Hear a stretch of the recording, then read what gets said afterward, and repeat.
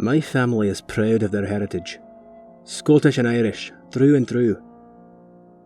Not every single family member has red hair, of course. That's just statistically impossible. My cousins run the gamut from blonde to pitch black, but about half are ginger.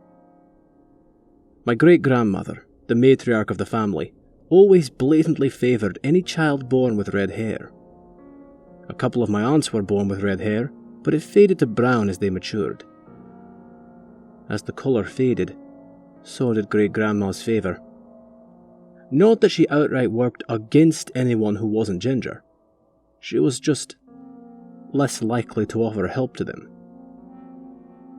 Great-grandma's hair was deep, blood red, right up until the day she died.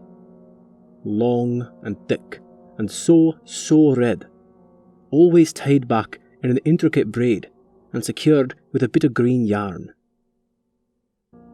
There were streaks of grey near her temples, but it was like her own hair was fearful of her wrath should the red fade from it.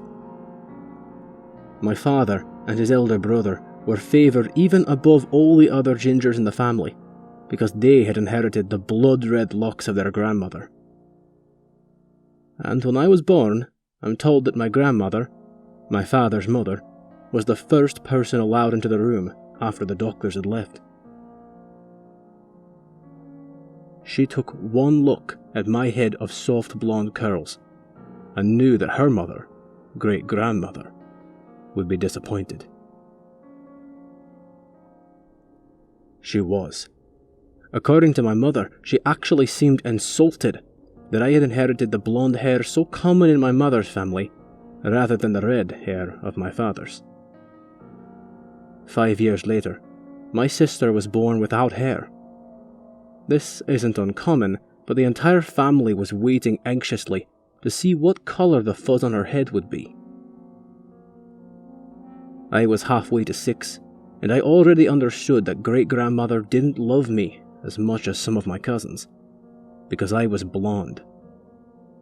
Perhaps that's why, when I peered into my sister's crib one morning and saw the orange fuzz on her head, I was so angry. Because I knew, instantly, that my little sister would be loved and favoured more than me.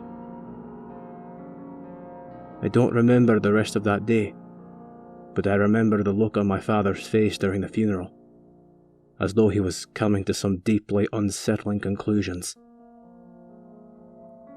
And I remember the way great-grandmother cooed and fussed over the red tinge in my hair the next day, which deepened over the next few weeks until it was as red as hers, as red as my father's. I was born with blonde hair, but for the past few decades, ever since my little sister died, unexpectedly in her crib, my hair has been a deep, deep blood red. One of my cousins recently had their third child. It passed away unexpectedly in its crib. And their middle child, who once had brown hair, is now leaning more towards auburn.